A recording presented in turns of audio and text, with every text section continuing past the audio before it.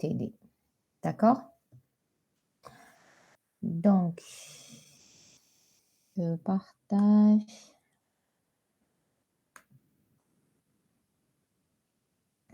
Je partage le support de cours.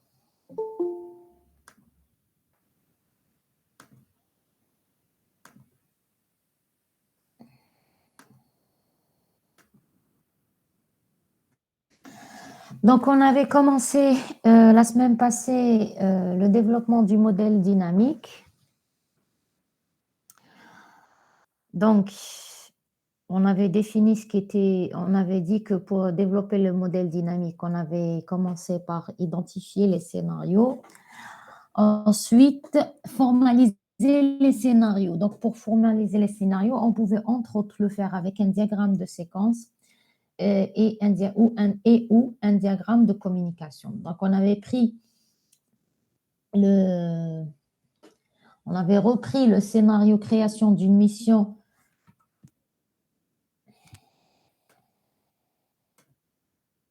Il n'y avait pas quelqu'un qui avait demandé. Ok, d'accord. Donc, le scénario création d'une mission de traction validée. Et donc, comme vous le voyez ici, au lieu d'avoir quelque chose qui s'appelle système, nous avons remplacé système par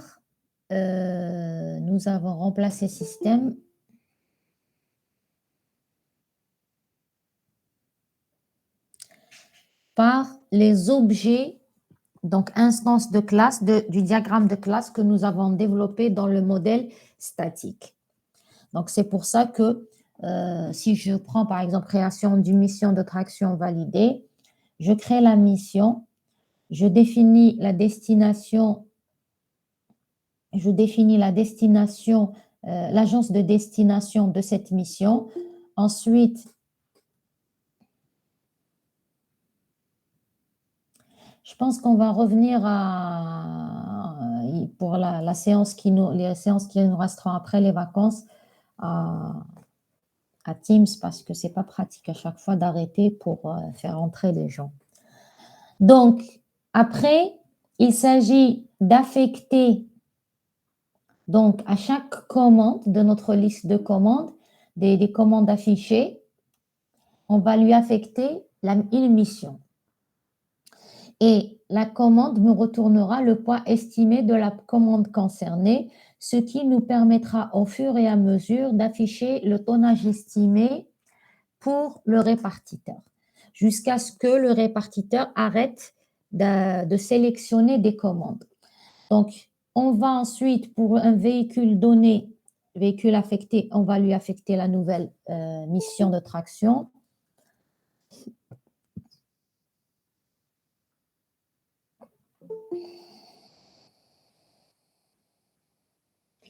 Et on va faire la même chose. On va faire la même chose pour un chauffeur. Et ensuite, le répartiteur va valider la mission en lui donnant une heure de départ, ce qui donnera lieu à la création d'une feuille de route. Donc, c'est le même diagramme de communication. Donc, c'est les mêmes messages échangés qu'on va retrouver.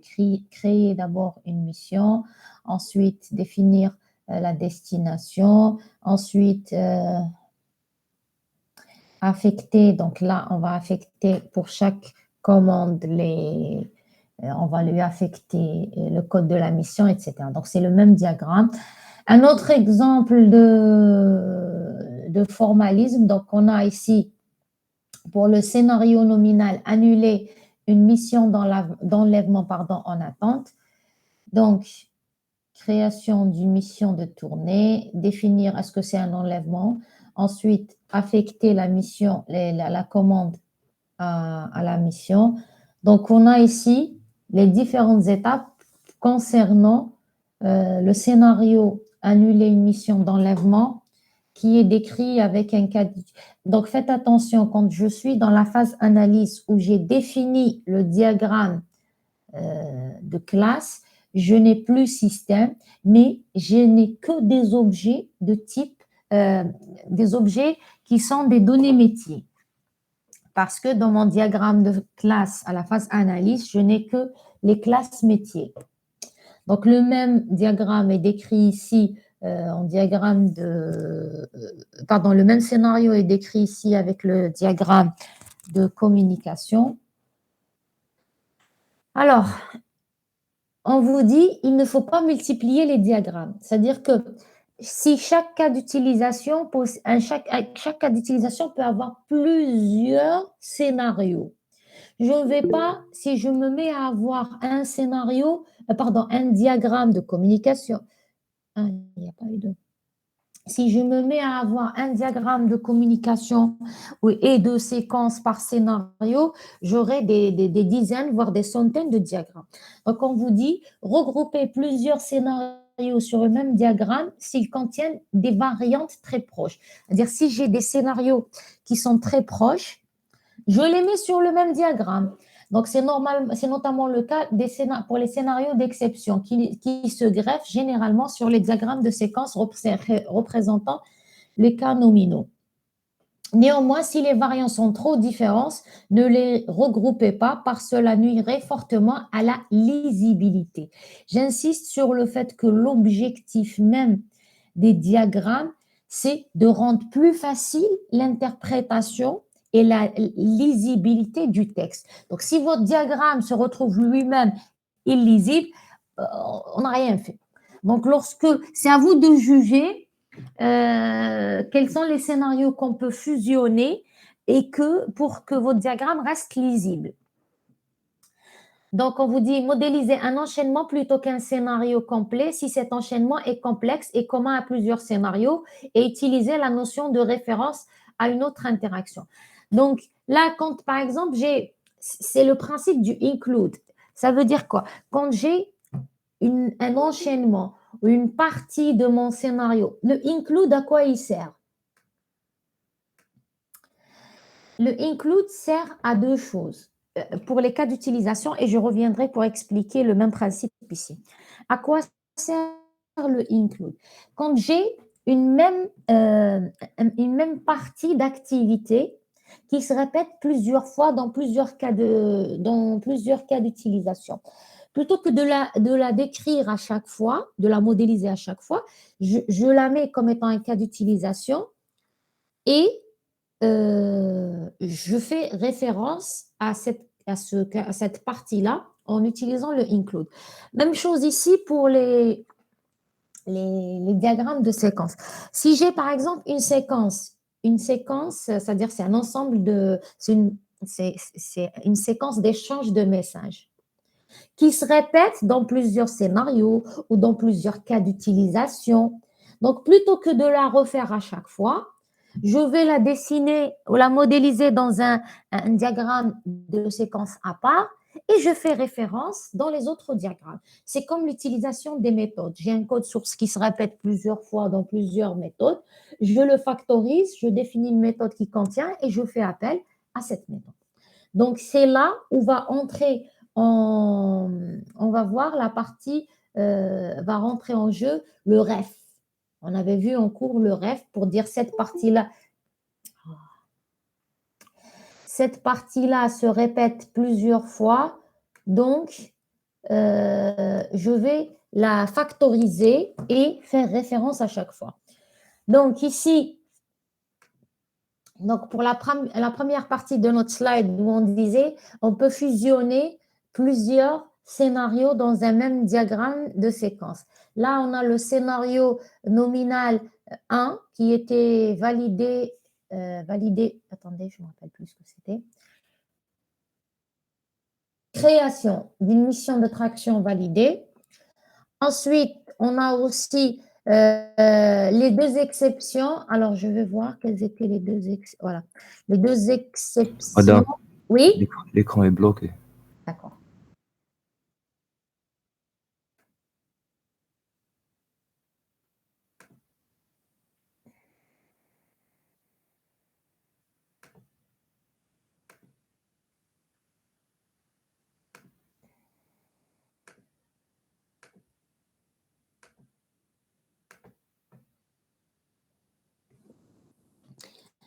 Donc, on avait le scénario d'exception E1 et le scénario d'exception E2, qui était la non-validation de la création d'une mission pour cause de dépassement de tonnage et la non-création de mission pour cause de chauffeur non qualifié.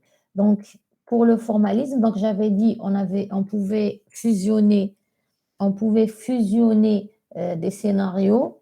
Donc là, c'est le scénario qu'on avait vu tout à l'heure, donc l'affectation du chauffeur, l'affectation du véhicule, l'affectation du chauffeur. Et là, j'ai le traitement exceptionnel qui était si le tonnage estimé est supérieur au véhicule affecté, j'ai un dépassement de tonnage. Et si le chauffeur affecté, en réalité,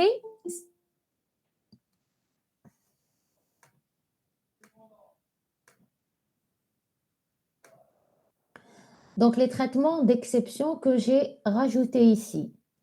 Donc là, j'ai pu fusionner trois scénarios ensemble. Je ne sais pas si je vais juste vérifier si j'ai pas. Un exemple avec ref, je sais pas. Donc, pour développer le modèle statique, on avait dit identifier les scénarios, formaliser les scénarios. Troisième étape, c'était construire les diagrammes d'état. Donc, bien sûr, les diagrammes d'état, je ne vais pas le faire pour tout l'objet de mon diagramme de classe, ça ne sert à rien. Une porte, elle peut être fermée ou ouverte, ça ne sert à rien de modéliser. C'est à vous de décider quels sont les diagrammes qui nécessitent d'être modélisés grâce à un diagramme d'état. C'est-à-dire, et là, je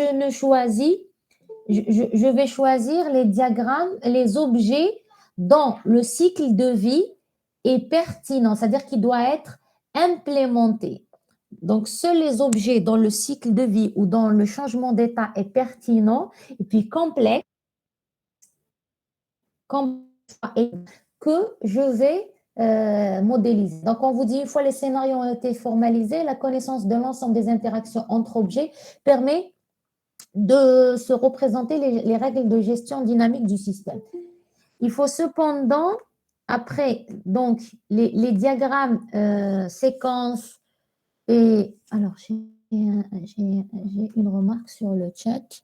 Écran bloqué, oui, d'accord.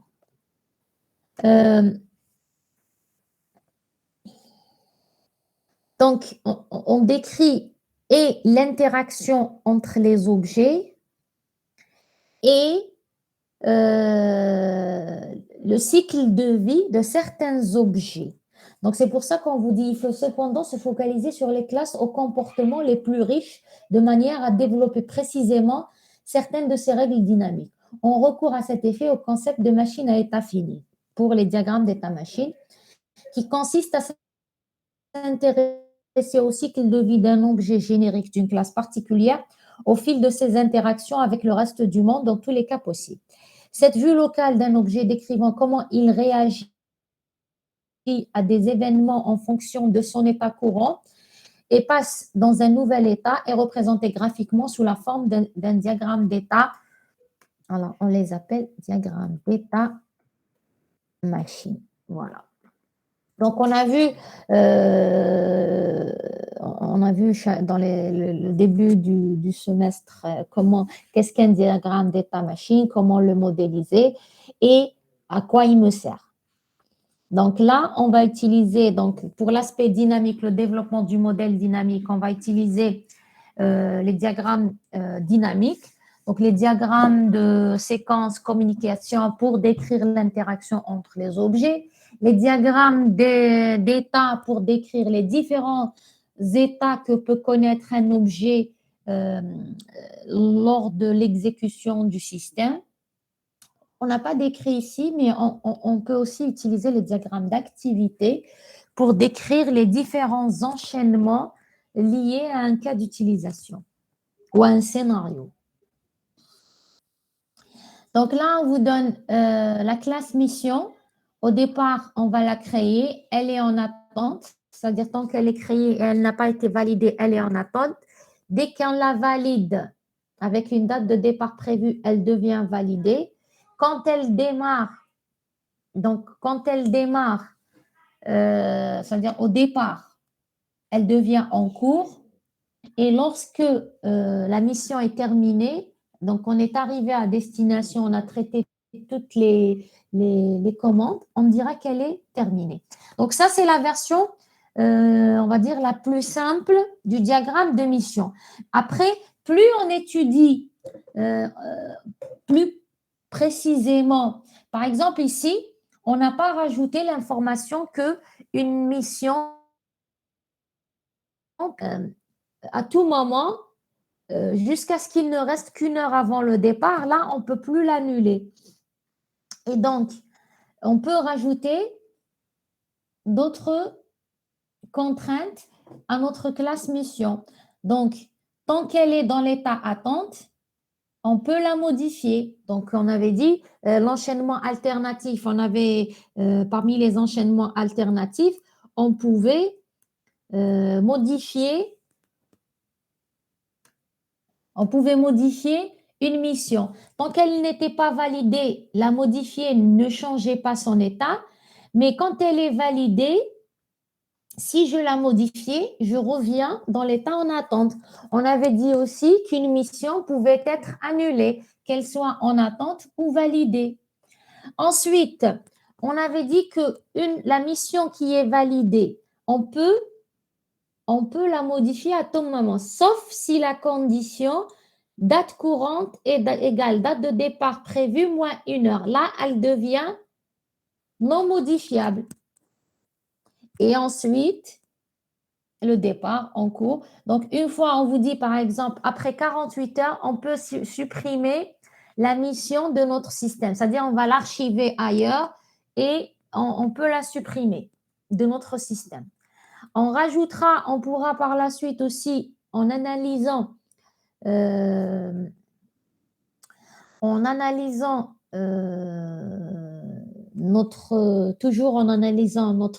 la description de nos scénarios, on peut rajouter plus d'informations. Alors, ici, on a toujours créé, en attente, on a validé, donc non modifiable, en cours, terminé. Donc, je rajoute la partie gestion des ressources, donc affectées à la mission. Donc, au départ, et là, notre état en attente devient un état composite parce que je rajoute encore plus de détails. Dans le sens où, au départ, d'accord, l'état en attente, au départ, je vais affecter les commandes. Ensuite, je vais affecter.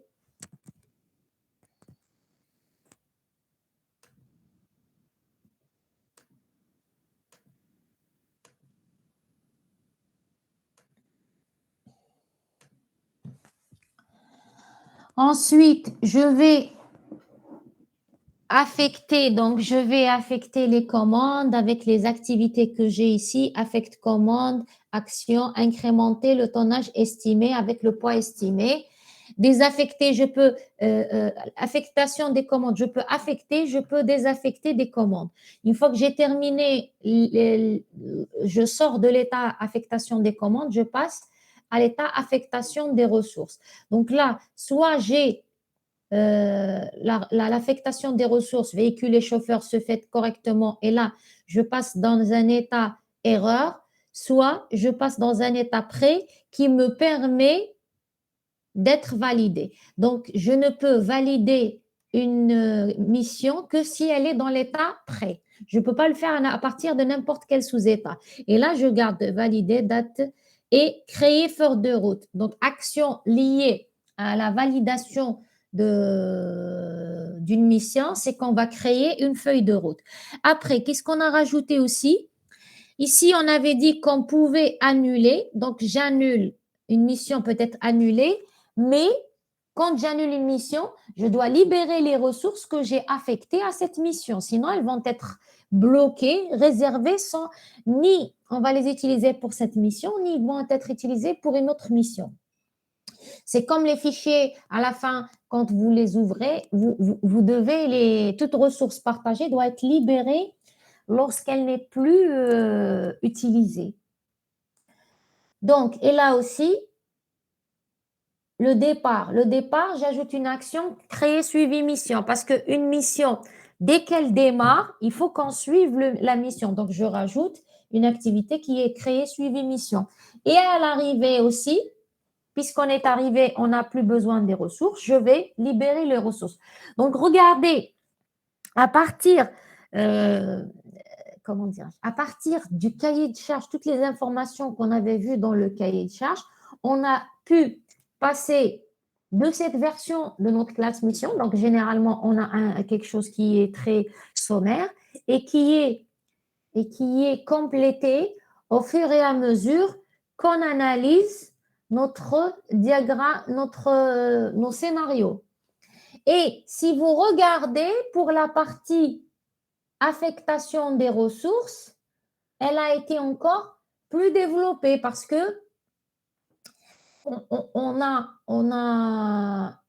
mis le parallèle. Alors, le parallèle ici, généralement, hein, dans UML, le parallèle veut dire dans n'importe quel ordre. C'est-à-dire que je peux commencer par choisir le parallèle veut dire, et je pense que vous l'avez vu quand vous avez vu les diagrammes de séquence, diagrammes d'activité, le concept de parallèle veut dire, c'est-à-dire c'est exécuter des tâches dans n'importe quel ordre.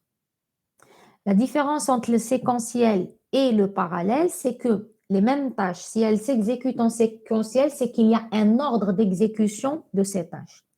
Dire qu'elles s'exécutent en parallèle veut dire d'abord qu'elles s'exécutent dans n'importe quel ordre. Il n'y a pas d'ordre pour exécuter ces tâches. Je peux commencer par l'une ou par l'autre. Et comme je peux commencer par l'une ou par l'autre, je peux les faire en même temps si j'ai les ressources nécessaires pour le faire. Donc là aussi, on vous dit en fait, je peux commencer soit par l'affectation du chauffeur, soit par l'affectation du véhicule. Ce n'est pas important. Et c'est pour ça qu'on a rajouté cette barre de parallèle. Maintenant, Madame, oui. pardon, madame, vous êtes sur quel slide? Ah, alors, peut-être que c'est bloqué. Je vais désactiver. Attendez. Hein. Ah oui, Si, oui, c'était bloqué. n'attendez pas longtemps quand c'est bloqué. Dès que vous soupçonnez que c'est bloqué, vous me le dites. Parce que moi, j'avance et puis je suis obligée de revenir en arrière. Ça, vous l'avez vu? Oui, Ça, vous l'avez vu?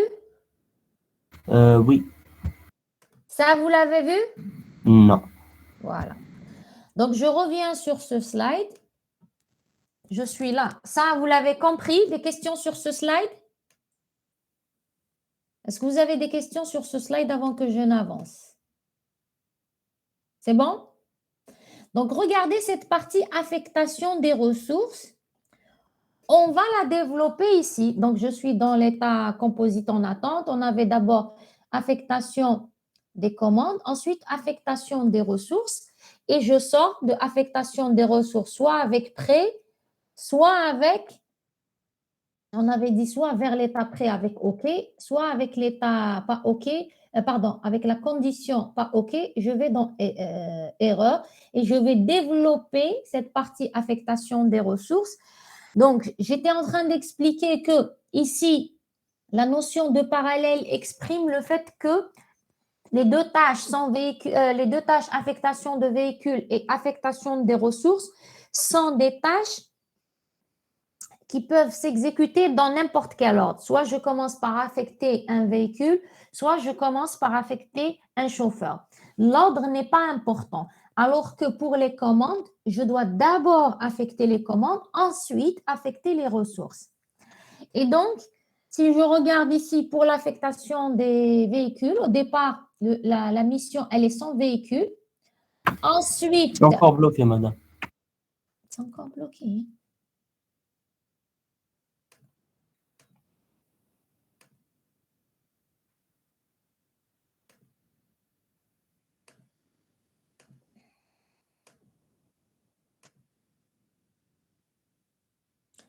Et je mets full screen parce que je me dis, est-ce que vous êtes en train de voir comme ça? C'est vrai, j'ai remarqué que c'est quand je mets full screen que ça se bloque, mais je me dis, c'est trop petit, peut-être qu'ils ne sont pas en train de voir. Est-ce que vous arrivez à voir? Oui, non.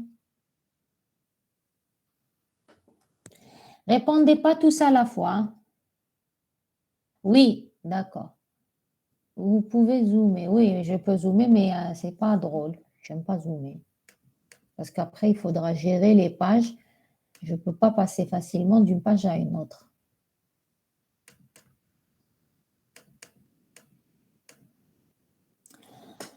Donc, je disais, au départ, la mission, elle est sans véhicule. L'événement affecté véhicule à une mission. Je vais avoir, elle va être, je dois vérifier le tonnage. Et là, j'ai deux possibilités. Soit erreur de tonnage et je suis dans l'état erreur de tonnage jusqu'à ce qu'on change, la mission reste, on avait dit, la mission reste en état anomalie qui est erreur de tonnage jusqu'à ce qu'on change, on lui donne le véhicule correspondant. Sinon, si le tonnage est OK, je sors ici avec véhicule OK. Et là, je suis sans chauffeur, même chose, affecté chauffeur, je serai dans l'état avec chauffeur. Donc, le do vérifie qualification.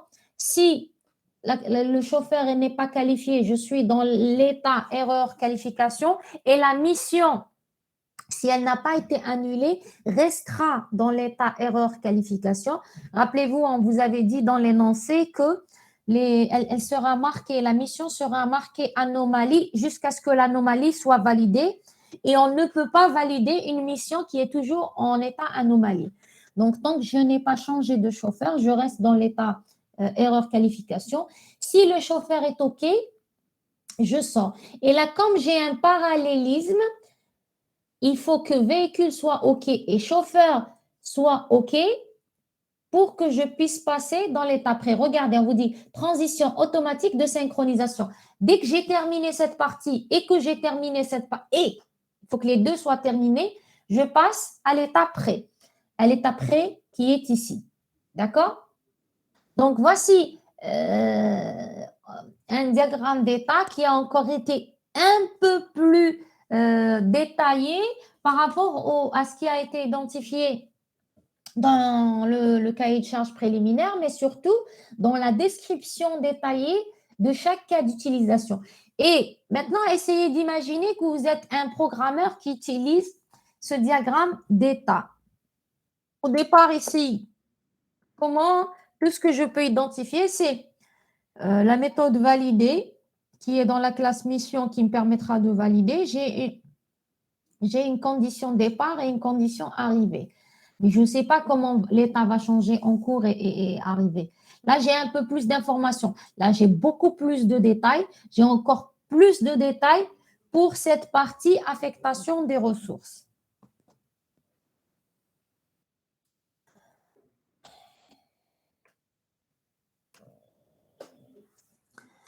Donc, une fois qu'on a modélisé les diagrammes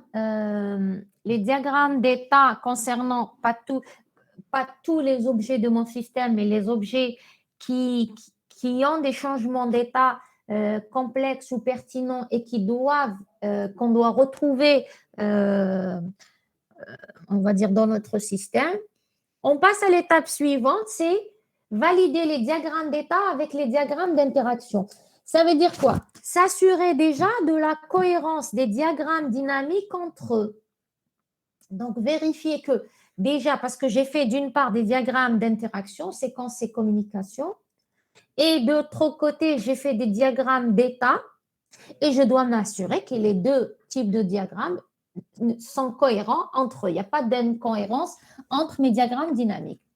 Donc, nous avons insisté précédemment sur la complémentarité entre les diagrammes d'interaction et les diagrammes d'état. Cette complémentarité est fondamentale. Il est important de confronter ces deux points de vue dès que l'on dispose des diagrammes correspondants. En effet, Les diagrammes d'état apportent précision et exhaustivité et permettent…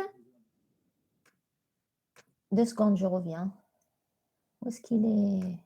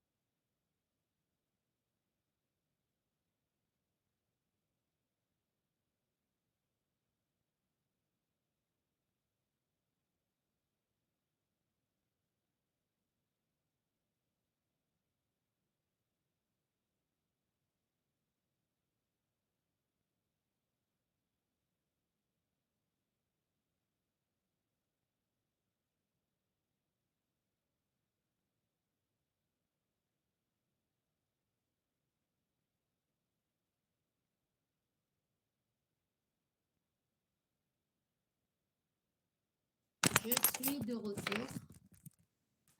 Donc, désolé pour l'interruption.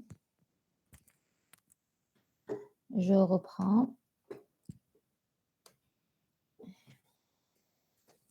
Donc, on vous dit, en effet, les diagrammes d'état apportent précision et exhaustivité. Il y a plus de détails dans le diagramme d'état.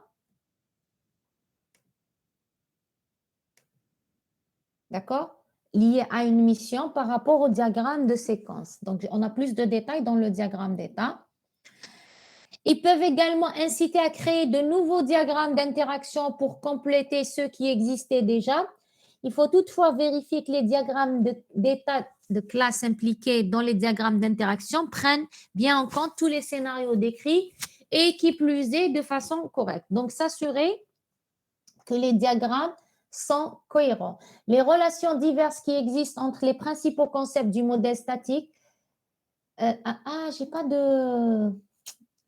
J'ai pas ici d'exemple de confrontation. Là, on vous dit juste qu'il faut s'assurer que les diagrammes de séquence, les diagrammes d'interaction sont cohérents avec les diagrammes d'état. Dernière étape, alors, petit rappel, juste pour qu'on reste… Développer le modèle dynamique. On avait dit identifier les scénarios. Ensuite, formaliser les scénarios. Ensuite, construire les diagrammes d'état. Ensuite, valider le modèle dynamique, c'est-à-dire s'assurer que les diagrammes d'état versus les diagrammes d'interaction sont cohérents entre eux. Ça veut dire que je m'assure que tout ce qui a été décrit comme scénario m'a permis de faire un diagramme d'état complet et tout ce qui est dans les diagrammes d'état n'est pas en contradiction avec ce qui est dans les diagrammes dynamiques d'interaction. Dernière étape pour terminer le développement du modèle dynamique et donc terminer la phase d'analyse, c'est confronter les modèles statiques et dynamiques. C'est-à-dire que maintenant que j'ai validé mon modèle dynamique en m'assurant que mes diagrammes,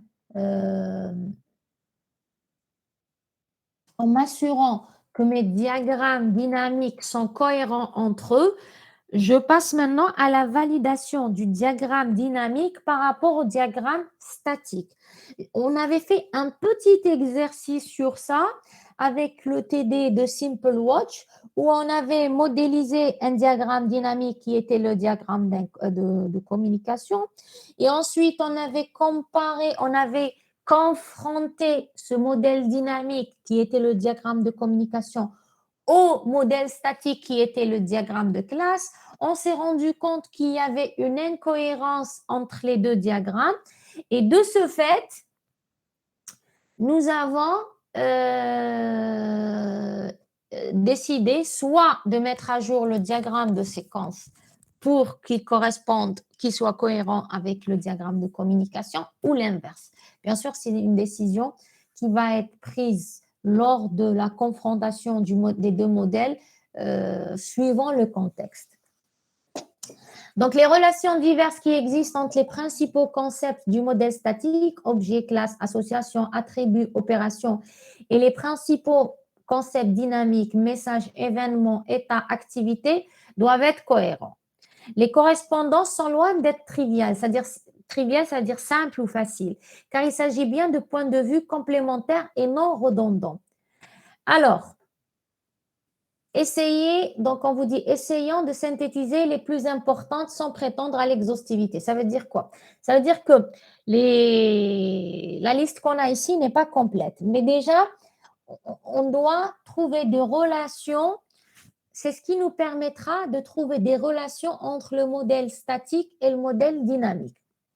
On vous dit, un message peut être un appel d'opération sur l'objet, le récepteur par un autre objet, l'émetteur.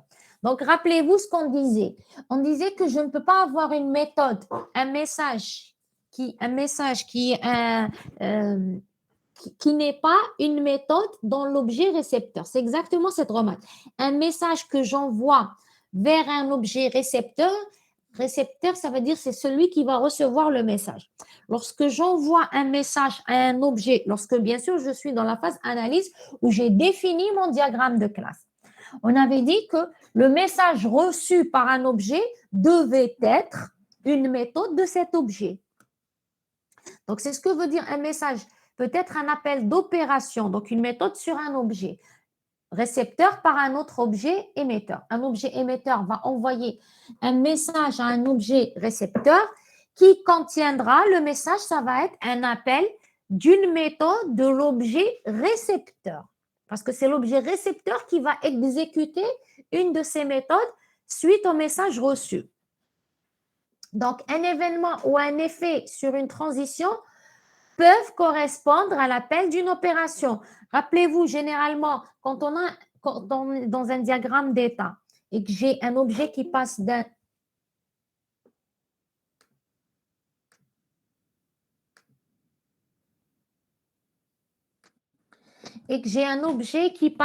état à un autre. Qu'est-ce qu'on disait? On disait que l'événement, c'est souvent une méthode de l'objet. D'ailleurs, généralement, quand j'ai un événement, si vous vous rappelez, quand je modélise le diagramme d'état, quand je modélise la classe associée au diagramme d'état, bon, je ne le fais pas tout le temps, mais parfois je le fais. Qu'est-ce que je faisais? À chaque fois que je crée un événement, j'ajoute cet événement ou je déduis que cet événement est une méthode de l'objet dont on est en train de modéliser le diagramme d'état machine. Alors, une activité dans un état peut concerner l'exécution d'une opération complexe ou d'une succession d'opérations. Donc, généralement, quand je suis une activité dans un état, c'est les transitions internes. Donc, je peux avoir, on avait dit que je pouvais avoir plusieurs activités séparées avec des slash, plusieurs actions, et je pouvais avoir le do, le exit, le entry. Donc, c'est des tâches qui s'exécutent, puisque c'est des tâches qui s'exécutent lorsque l'objet, il est dans l'état, les transitions internes. Donc, c'est des méthodes de notre objet. Un diagramme d'interaction met en jeu des objets. Donc, en dehors des acteurs, je ne peux pas trouver dans mon diagramme d'interaction des objets qui n'appartiennent pas à mon diagramme de classe. Sinon, il y a incohérence. J'ai trouvé un objet dans mon diagramme d'interaction qui n'est pas dans mon diagramme de classe. Il y a incohérence ici. Une condition de garde et un change event peuvent consulter des attributs ou des liens statiques. Alors, une condition de garde, quand je dis si H égale supérieur ou égal ou H égale H maturité.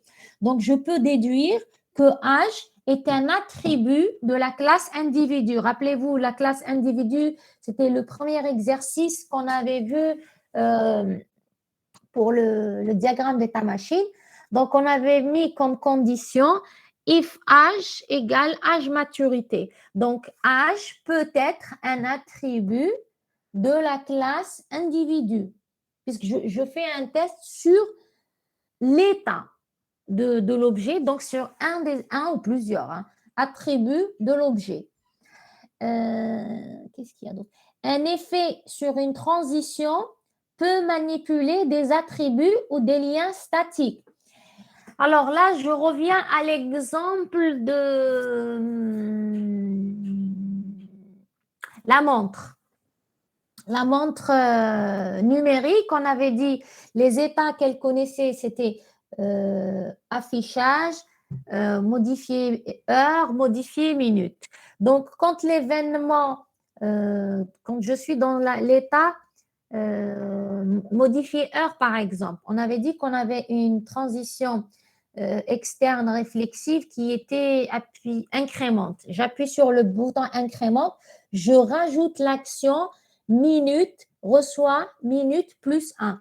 Donc là, j'ai modifié l'état de l'attribut minute, donc c'est un attribut de la classe montre, et lors de la transition, avec une action qui était minute reçoit minute plus 1, j'ai pu modifier l'état d'un ou plusieurs attributs.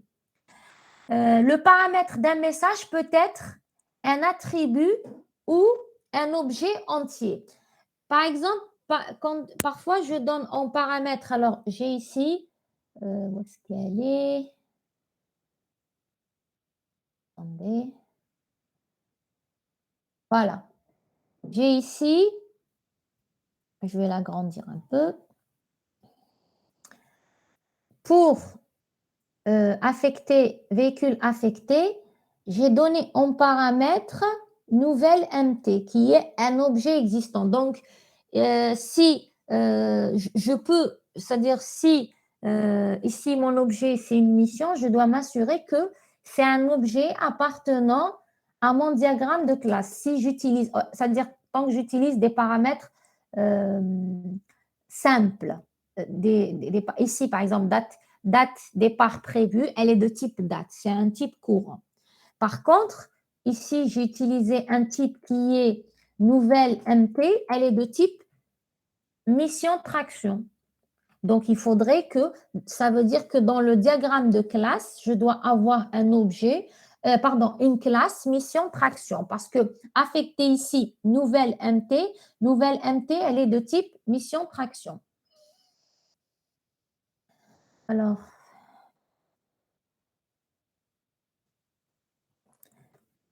et vous avez ici des exemples. Donc, si je reprends le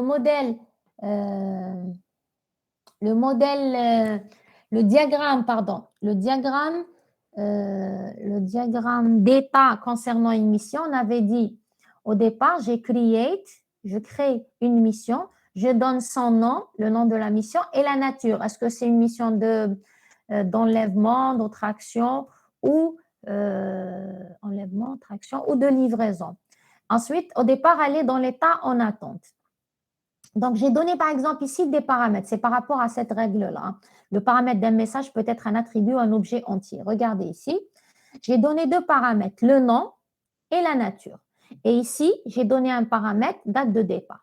Donc, ça suppose que ici, on a une classe mission qui a une date de départ prévue. Elle est là.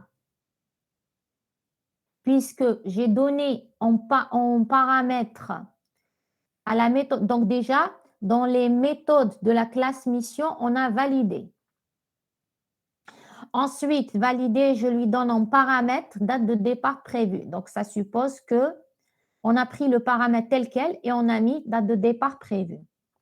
Ensuite, puisque je sais qu'une mission, elle a une nature, donc on avait dit dans le diagramme de classe, on avait dit on avait la mission de traction, la mission de tournée et on avait dit, je lui rajoute la nature. Donc, le paramètre ici se traduisant par une relation de spécialisation, puisque la nature, on avait dit pour les missions de tournée, on devait définir une nature. Donc, je retrouve la nature ici. Après, là, on a créé la mission. Là, je lui ai donné un nom et là, je l'ai appelé référence. Là, on vous dit paramètre incohérent avec l'attribut. C'est pas que ça soit faux parce qu'à la fin, le nom, il est de type string et la référence, elle est de type string. C'est juste que si je mets ici, je mets nom et ici, je mets référence, ça risque de prêter à confusion. C'est-à-dire que le programmeur qui va essayer de traduire ça en code source, là, il va trouver nom, là, il va trouver référence, il peut se perdre, il peut... Donc, pour éviter ce genre d'incompréhension, donc, au niveau, pour le développeur, donc j'essaye de garder déjà les mêmes noms pour mes attributs. Comme ça, je saurai de quoi il s'agit. Donc, si je trouve une remarque ici, je trouve référence et là, je trouve référence, je sais que ce nom correspond, pardon, si je mets ici create référence et là, je mets référence, je sais que ce référence correspond à ce référence-là. Donc, je sais de quel attribut il s'agit. Alors que si je mets un nom qui est différent et que là, j'ai plusieurs attributs de type string, je ne saurais pas à quel attribut je vais affecter la chaîne de caractères que j'ai donnée ici en paramètre. Donc, voici donc, parmi les techniques qui vous permettent de confronter le modèle statique et dynamique pour les rendre cohérents, même par rapport à la nomination des attributs, parce que c'est ce qui me permettra de savoir que cet attribut qui est ici, en fait, il est concerné par, il va mettre à jour, puisqu'on avait dit les valeurs ou les paramètres qu'on donne, ils permettent de mettre à jour, de changer. Voilà, elle était là. Donc, un effet sur une transition peut manipuler des attributs ou des liens statiques. Donc là, un effet, donc on a ici l'événement create new sur une transition non nature. Donc, il va modifier, il devrait modifier ici pour la mission déjà, la référence. Mais si je mets non, je ne saurais pas est-ce que c'est la référence qu'il faudra mettre à jour, est-ce que c'est le commentaire, les deux sont de type string. Un autre exemple, pour faire correspondre, confronter le modèle statique et le modèle dynamique. Alors, tant pis si, de toute façon, il ne reste pas beaucoup de slides. Alors, vous avez ici, là aussi, vous avez, par exemple, vous avez ici 7 destinations. On va les prendre un à un. Donc, ici, 7 destinations agence X. Donc, rappelez-vous, on a la mission traction. On a ici un lien, une association orientée destination. Ça veut dire que dans la classe mission traction, ça va se traduire par l'ajout d'un attribut destination dans la mission traction. Et on retrouve ça dans le diagramme de séquence puisque on avait mis créer l'agence, la mission, pardon, créer la mission de traction. Ensuite, définir la destination. Donc, je lui donne en paramètre l'agence. L'agence. Donc, la mission traction, puisque j'ai une association, regardez, je retrouve ici, donc puisque je l'ai appelé ici destination, je retrouve ici dans mes méthodes cette destination. Et je lui donne une agence parce que destination, elle va vers agence. Donc, on vous dit l'affectation correspond à une création de lien. Donc, c'est ce lien qui existe entre mission traction et agence qui a été créé lorsqu'on exécute la méthode cette destination agence X. Ça veut dire quoi? Ça veut dire que je retrouve une méthode cette destination dans la classe traction et qui aura comme paramètre un objet de type agence. Voilà, donc on vous dit, alors même chose ici, pour valider la date de départ prévue, le message correspond à un appel d'une opération avec un attribut paramètre. Ça veut dire quoi? Ça veut dire que déjà dans la classe mission, je vais avoir une méthode qui s'appelle valider et qui aura comme paramètre la date de départ prévue que je retrouve ici. Donc, mon diagramme, et dernier point, on vous dit estimer ton âge il manque une opération et un attribut. Donc, on doit les rajouter. Par exemple, ici, si j'ai mis estimer ton âge, je regarde, je me dis, ah tiens, il n'y a pas la méthode qui correspond dans la classe mission, je la rajoute. Et estimer ton âge, qu'est-ce que je lui donne comme paramètre? Donc, je rajoute l'attribut correspondant au tonnage. Donc, avec ça, puisque je dois estimer le tonnage, je regarde dans la classe mission, je me dis, il n'y a pas la méthode estimer ton âge, alors je vais la rajouter. Et ensuite, estimer ton âge, où est-ce que je vais sauvegarder la valeur? Peut-être je vais rajouter l'attribut lié au tonnage que je vais appeler par exemple tonnage estimé. Bien sûr, on avait vu par la suite que ce tonnage estimé peut être un attribut dérivé, puisque c'est la somme des tonnages des objets constituant la mission. Donc, c'est pour ça qu'on vous dit que c'est un travail qui se fait développer le modèle dynamique et développer le modèle statique, c'est quelque chose qui se fait en parallèle. C'est-à-dire, je trouve des choses ici, je mets à jour la partie dynamique. Je trouve des choses dans le modèle dynamique, je mets à jour le modèle statique et ainsi de suite. Alors, dernier slide. Non, peut-être pas le dernier. C'est soit le dernier ou l'avant-dernier. Donc, on vous dit compléter les diagrammes de classe avec les attributs et opérations identifiés grâce à l'analyse dynamique. Donc, là, on avait… Mon écran est bloqué. Oh, déjà.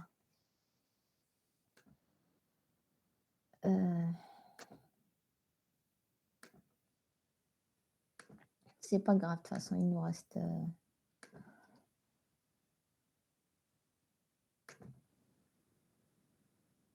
il nous reste un dernier slide.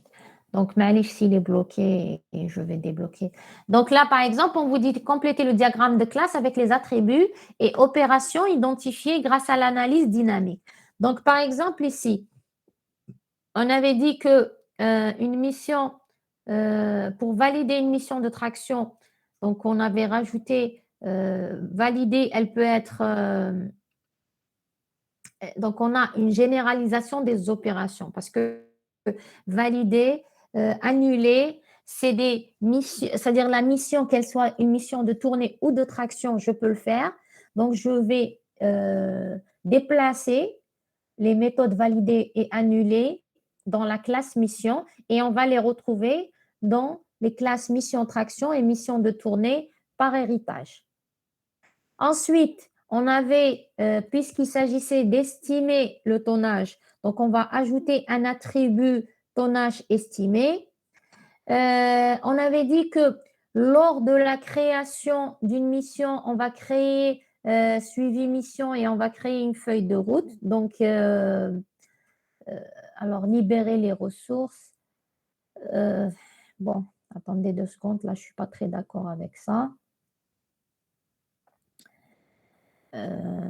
Parce que les méthodes de créer feuille de route, créer suivi de mission, c'est des méthodes qui sont appelées pour d'autres objets à partir de la méthode validée. Oubliez ces histoires de créer feuille de route et créer feuille de mission et libérer les ressources.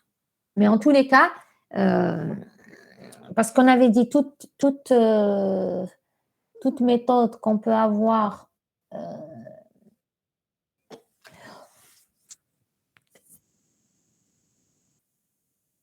toute méthode qu'on doit avoir dans une classe, elle permet de changer l'état de l'objet qui est dans la classe.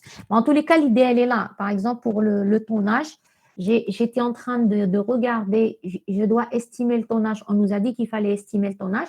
Donc, je vais rajouter, par exemple, ici, une méthode qui s'appellera estimer tonnage.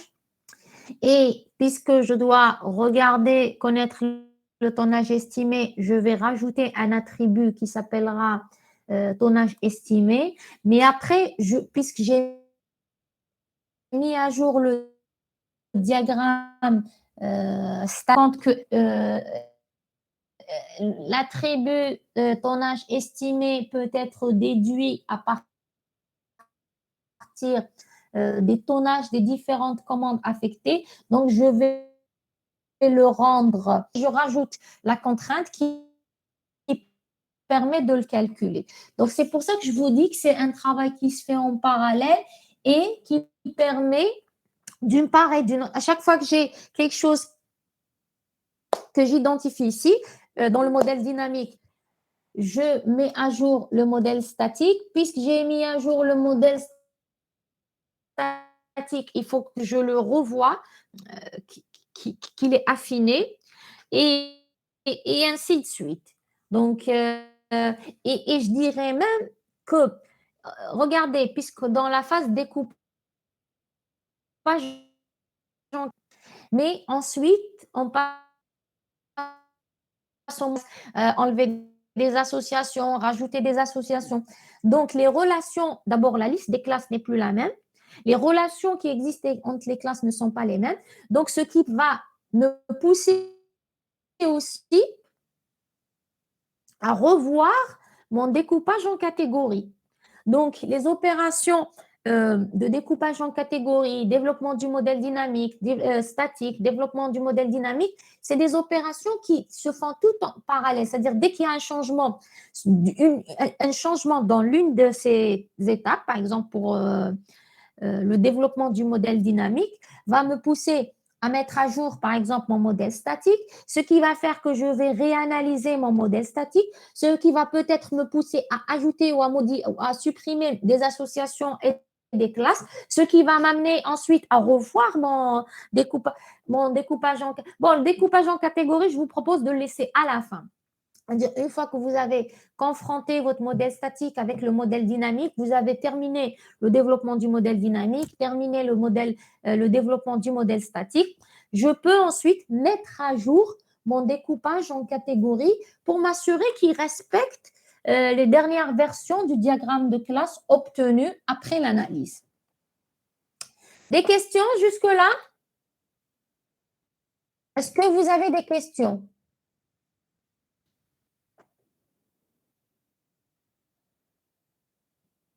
Des questions? Non? Très bien, tant mieux. Donc, pour résumer, le développement du modèle dynamique,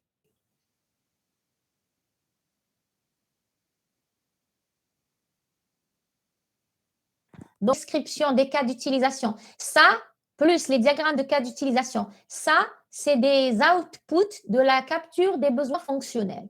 Donc, à partir de la capture des besoins fonctionnels, j'obtiens, puisque rappelez-vous, la capture des besoins fonctionnels, c'est identifier les cas d'utilisation, décrire les cas d'utilisation, organiser les cas d'utilisation et élaborer, définir les classes candidates pour chaque cas d'utilisation. Donc, parmi les outputs de la capture des besoins fonctionnels, on a les fiches de description des cas d'utilisation, donc qui correspond à l'action de décrire les cas d'utilisation, le diagramme de cas d'utilisation et les classes par catégorie qui est un output de l'étape découpage en catégories. Donc, étape 1, on a identifié, donc pour identifier les scénarios, bien sûr, pour identifier les scénarios, on a besoin de l'aspect dynamique.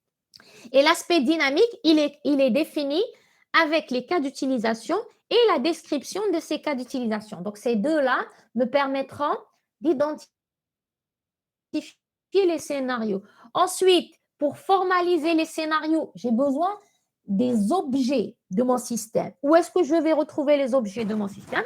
Dans mon diagramme de classe. Et mon diagramme de classe, il est le découpage. Alors, donc, on va formaliser les scénarios en modélisant les diagrammes d'interaction. Étape 3, construire les diagrammes d'état. Donc, pour construire les diagrammes d'état aussi, j'ai besoin de mes diagrammes de classe. J'ai besoin pour identifier d'abord les objets qui vont être concernés par les diagrammes d'état. Je ne vais pas le faire pour toutes les classes de mon diagramme de classe. Je vais le faire pour certains. Deuxièmement, j'en ai besoin parce que j'ai les attributs de mes classes. Donc, qui me permettent les attributs, les opérations identifiées ou les méthodes. Donc, ça va m'aider à construire les diagrammes d'état. j'aurai mes diagrammes d'état. Donc, pour valider étape 4, valider les modèles dynamiques, donc j'ai besoin de mes diagrammes d'état et de mes diagrammes d'interaction. Donc, je vais valider le modèle dynamique. Dernière étape, confronter le modèle statique et dynamique. Donc, j'aurai les diagrammes de classe complétés parce que je rajoute de nouveaux attributs ou de nouvelles méthodes, etc. Donc, voici le résumé pour le développement du modèle dynamique. Donc, qu'est-ce qu'on a vu jusque-là? Donc, pour toute chaque UP, on avait commencé par l'étude préliminaire, dans laquelle il s'agissait d'identifier les acteurs et les messages. Ensuite, dans la branche gauche, donc on vient de terminer la branche gauche, on avait dit l'étape 1, c'était la capture des besoins fonctionnels dans lesquels il s'agissait de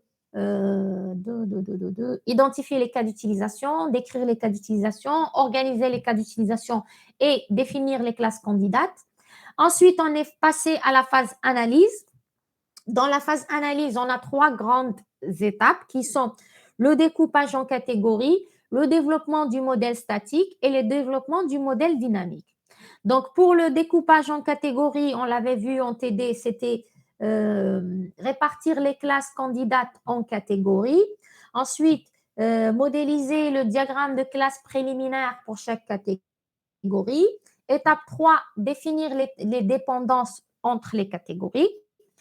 Deuxième étape de l'analyse, c'était le développement du modèle statique. Donc, on avait dit affiner les classes, affiner les associations, ajouter les attributs, ajouter les méthodes. Qu'est-ce qu'il y avait? Et optimiser avec la généralisation. Dernière étape de la phase d'analyse qui est le développement du modèle dynamique.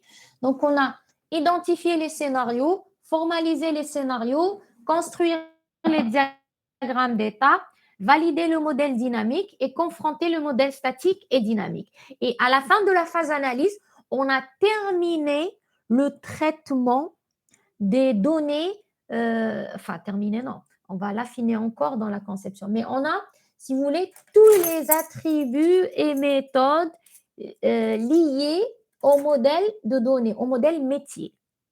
Et donc, après les vacances, on va attaquer la branche droite de notre Y pour la capture des besoins techniques et le prototypage. Conception générique, ce qu'on a appelé la conception générique. Donc, ceci termine notre chapitre sur l'analyse. Je vous ai envoyé le support de TD, de cours. Vous l'avez normalement reçu. Donc, c'est bon. Est-ce que vous avez des questions concernant ce chapitre? Madame, s'il vous plaît. Madame, concernant les méthodes de chaque classe, Oui. est-ce que c'est toujours, est-ce que c'est à travers, c'est toujours à travers les diagrammes dynamiques qu'on va les déduire ou même Les avant décrire, pas les déduire, d'avoir les décrire. Oui. Ou alors? seulement les décrire? Mais comment on va exactement vraiment déduire les méthodes que nous avons, enfin qu'il est nécessaire Alors, d'implémenter? déjà, elles sont listées dans le diagramme de classe. Rappelez-vous, si je reviens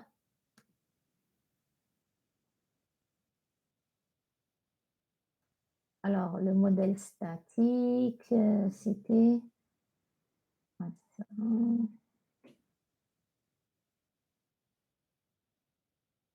Voilà. C'est pas bloqué? Ajouter les opérations. Très bien. Non, non.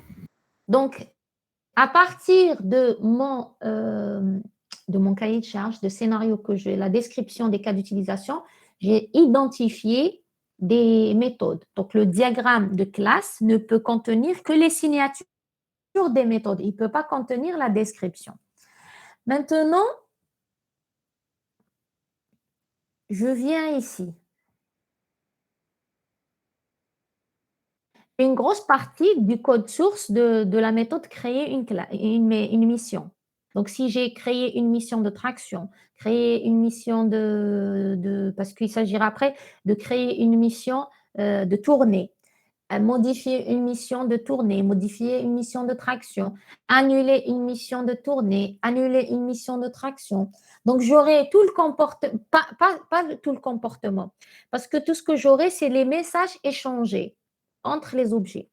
Il va être complété. Regardez maintenant ce diagramme d'état. Il me donne plus des diagrammes d'activité. Alors ici, on ne vous a pas précisé l'utilisation des diagrammes d'activité, mais ces diagrammes, pour ma part, hein, déjà, ils doivent être complétés par les diagrammes d'activité qui me donnera les étapes exactes à exécuter. Je l'ai fait dans alors j'ai pu le faire dans la partie études préliminaires, ou je peux le faire aussi ici. Donc, ça me donnera pratiquement tout le détail du contenu d'une méthode ou des méthodes que je dois avoir.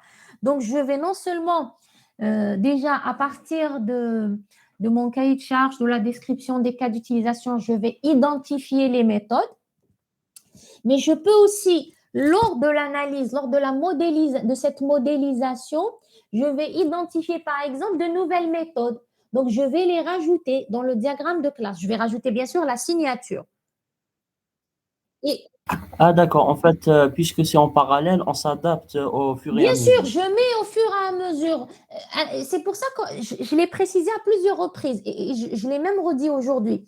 Quand je suis en train de travailler sur le modèle dynamique, j'ai identifié, et c'est ce qu'on avait vu ici, c'est pas celui-là, c'est ce slide. On me dit, il faut estimer le tonnage. Je regarde dans mon diagramme de classe et je trouve pas, dans la classe mission, je trouve pas une méthode estimer tonnage. Puisque la classe, donc je ne trouve pas, je ne sais pas comment calculer le tonnage estimé. Donc, je dois me dire, puisque moi, je dois lui donner une information, tonnage estimé, je dois le calculer. Donc déjà, je dois rajouter un attribut qui s'appelle tonnage estimé pour une mission. Ensuite, maintenant, ce tonnage estimé, il faut le calculer. Donc, je vais rajouter, par exemple, une méthode estimer tonnage, par exemple. Hein. Après, je me dis, donc déjà, j'ai mis à jour ma classe mission. Mais puisque j'ai mis à jour ma classe mission, j'ai rajouté un attribut qui s'appelle tonnage estimé. J'ai rajouté une méthode qui s'appelle, par exemple, estimer tonnage. Je regarde et je me dis, finalement, le tonnage, c'est la somme des poids estimés de toutes mes commandes. Donc, c'est un attribut dérivé. Donc, je vais mettre pour le tonnage estimé, je vais mettre slash pour dire que c'est un objet dérivé. Je n'ai plus besoin, je supprime la méthode que j'avais ajoutée qui s'appelle estimer tonnage et je vais rajouter la contrainte qui me permet de calculer le tonnage estimé. Et ce n'est que lors de la conception que je vais décider de dire comment je vais retrouver l'information de tonnage estimé puisque j'ai la règle de calcul et je sais que c'est un attribut. Donc, c'est des choses qui se font en parallèle. Je trouve quelque chose dans le modèle dynamique que je n'avais pas dans le modèle classique, je me pose la question, est-ce qu'il faut la rajouter ou pas? Si c'est oui, je mets à jour le modèle statique. Et ensuite, puis, lorsque je mets à jour le modèle statique, qu'est-ce que je dois faire? Je dois c'est-à-dire revoir la partie développement du modèle. C'est pour ça qu'on vous dit que c'est des opérations itératives, parce que dès que je rajoute de nouveaux attributs ou je rajoute je dois revoir et me dire, c'est comme ça que je me suis dit finalement, puisque j'ai rajouté un attribut qui s'appelle tonnage estimé, j'ai recommencé l'opération de développer le modèle statique, et je me suis rendu compte que l'attribut tonnage estimé était un attribut déduit ou dérivé. Donc, j'ai décidé de le mettre comme étant un attribut dérivé et j'ai créé une nouvelle version. Et le fait, par exemple, à chaque fois que j'ai quelque chose du diagramme de classe, je déduis, par exemple, les méthodes que je dois avoir dans le modèle dynamique et je déduis les attributs que je vais utiliser pour le modèle dynamique. Et du modèle dynamique, parce qu'il y a plus de détails dans la partie dynamique, je peux identifier de nouvelles méthodes, de nouveaux attributs à ajouter dans le modèle statique. Et puisque je l'ai mis à jour, je dois le revoir. Et À la fin, puisqu'on avait dit dans le développement du modèle statique, je peux rajouter des classes, je peux rajouter des attributs, je peux supprimer des classes, je peux rajouter des associations, je peux supprimer des associations. Donc, je peux me retrouver avec un diagramme de classe qui est différent de celui que j'avais dans le découpage en catégories. Donc, je peux ensuite revoir aussi mon découpage en catégories, le mettre à jour par rapport à une nouvelle version que j'ai obtenue de mon diagramme de classe. C'est pour ça que si vous regardez le slide qui définit le développement du modèle dynamique, le slide qui définit le développement du modèle statique, on vous dit, d'abord, c'est des opérations itératives. Ça veut dire qu'à chaque fois qu'il y a un changement, je dois refaire tout ça. Et on vous dit qu'il se fait en parallèle avec le modèle, le développement du modèle dynamique, c'est-à-dire le développement du modèle dynamique et statique se fera en parallèle et devront se faire de façon itérative. C'est-à-dire qu'à chaque fois que je le termine, dès qu'il y a un changement, je refais l'étape parce que je dois m'assurer que le diagramme de classe est affiné, que le diagramme de classe est toujours cohérent avec le diagramme dynamique. Et ensuite, que ce que j'ai obtenu ici est cohérent avec le découpage en catégories que j'avais fait au préalable. C'est bon, j'ai répondu à votre question? Oui, merci. Je vais voir s'il y a d'autres questions sur le chat. Non. Est-ce que vous avez d'autres questions par rapport au chapitre analyse? Sinon, on le termine. Encore une fois, vous pouvez utiliser ce chapitre, le chapitre de capture des besoins fonctionnels, le chapitre d'études préliminaires, même si vous ne les appelez pas comme ça, pour vous inspirer des tâches à suivre pour ceux qui ont un PFE de développement d'une application qui n'est pas critique, c'est-à-dire de ce type-là, pour votre PFE. C'est-à-dire que vous avez les outils, d'abord les étapes à suivre, donc identifier les acteurs, identifier les messages, identifier les cas d'utilisation, décrire les cas d'utilisation, organiser les cas d'utilisation, définir le diagramme de classe, affiner. Après, c'est des outils qui vous permettent d'optimiser votre diagramme de classe, de vous assurer de développer votre modèle dynamique, de vous assurer que votre modèle dynamique est cohérent, de vous assurer que votre modèle dynamique est cohérent avec votre modèle statique. Si j'ai un attribut ici, si j'ai une méthode, par exemple, qui utilise un paramètre, donc je dois avoir le paramètre qui généralement, le paramètre peut être un attribut de la classe. Si j'ai un message qui est envoyé à un objet, donc ce message doit être une méthode de cet objet. Donc, des choses comme ça qui vous permettront d'avoir à la fin un diagramme de classe cohérent avec vos diagrammes dynamiques et complété. Parce qu'à chaque fois que j'analyse l'aspect dynamique, je peux rajouter des choses et compléter mon diagramme statique. Donc, je vous recommande d'utiliser ces documents-là pour votre PFE. Je ne vous oblige pas, mais ça vous aidera. C'est un pense-bête qui va vous aider à faire quelque chose qui est de meilleure qualité que ce que vous auriez pu faire sans. Alors, on arrête ici, on repart au TD.